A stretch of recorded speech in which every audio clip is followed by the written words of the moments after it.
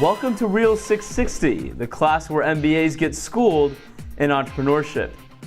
REAL660 is short and sweet. Students have just 7 weeks to start a business, launch it, and turn a profit, all while surviving a series of challenges set by Professor Brent Goldfarb. It's the last day of REAL660. Sales are over, and it's time to put the money on the table. Last night I sat at home and I laid out all of our profits around me on my bed like Scrooge McDuck, and I counted out what each person got. We made a total of over $2,000, so I was counting out cash like nobody's business. Everybody got some, and so it's kind of like it's raining money here in REAL660 on the last day. District Delivery placed third with $451 in total profit. That came mainly from delivery fees, so they needed a big customer base to build their profits. The number one success was getting on that listserv right away at the beginning so we could build our critical mass. We eventually started listening to our customers and getting restaurants that they wanted to see instead of just higher margin restaurants that would do it for us. So District Delivery did a really good job exploring the relationship or the interaction between the price that the market will bear and the quality of the food.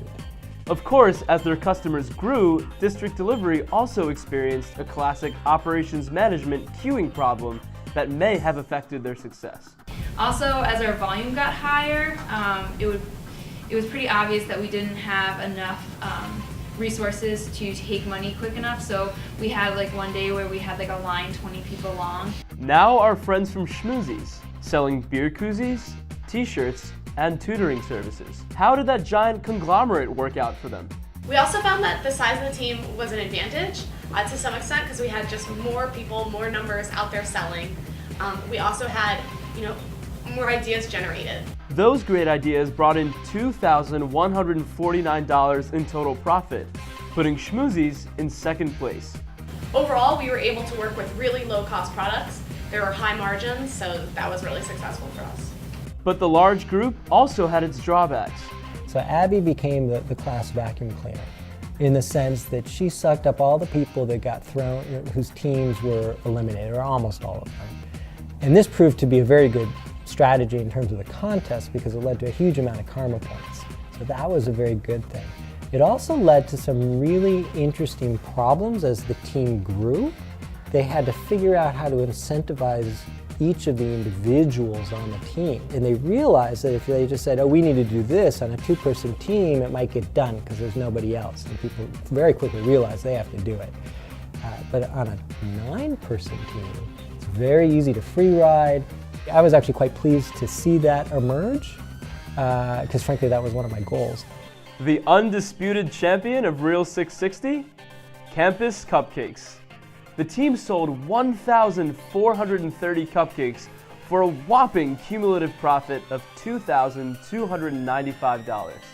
I honestly didn't expect to win at the end at all. When I came up with this idea, I didn't think it would be really popular, yeah, it was a nice feeling. I guess all that hard work did pay off.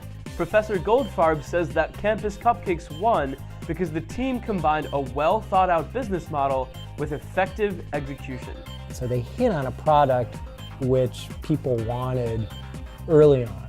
And then another thing that was very interesting is they did a very good job of matching their equity split to the personalities on the team.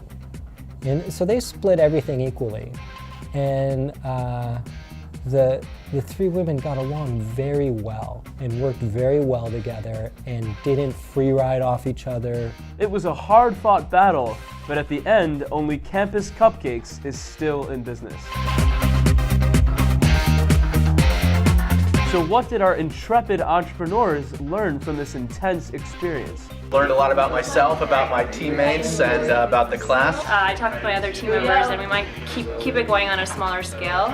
After we graduate, I think this is something I might want to give a shot. Maybe start like a gluten-free or organic line. I learned that I don't want to be an entrepreneur right now. I think I'm better suited for a more traditional entrepreneurial role in a company that already exists. But it's been a good learning experience. That's it for this year, but next spring, Professor Goldfarb will be looking for a new crop of fearless entrepreneurs. Businesses aren't born in the classroom, they happen out in the real world. Want to see if you've got what it takes? Then come join us next year in Real 660.